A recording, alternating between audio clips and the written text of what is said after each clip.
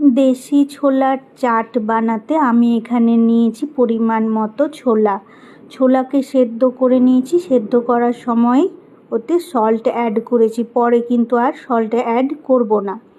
তারপরে নিয়েছি এখানে কুচনো পেঁয়াজ, টমেটো কুচি, লঙ্কা কুচি, আর দিয়ে দিলাম রোস্টেড জিরে গুঁড়ো এবং লেবুর রস। তারপরে ভালোভাবে সব উপকরণগুলোকে মিশিয়ে নিলেই তৈরি হয়ে গেল হেলদি ব্ল্যাক চানা চাট। আগের দিন রাত্রিবেলা ছোলাটাকে বেছে ভালোভাবে ধুয়ে পরিষ্কার করে সারা রাত জলে ভিজিয়ে রেখেছিলাম। সকালে প্রেসার কুক করেছি, 5-6টা সিটি দিয়েছি।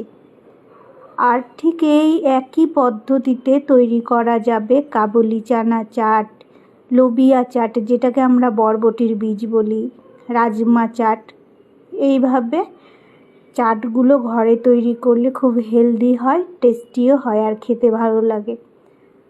এখানে লঙ্কা পেঁয়াজ সব নিজের ইচ্ছে মতো পরিমাণ মতো দিতে হবে, কিন্তু সল্ট আর অ্যাড করা যাবে না। যখন সেদ্ধ করতে হবে তখনই সল্ট অ্যাড করতে হবে।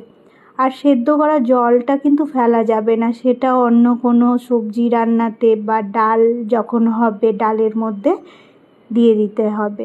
ব্যাস।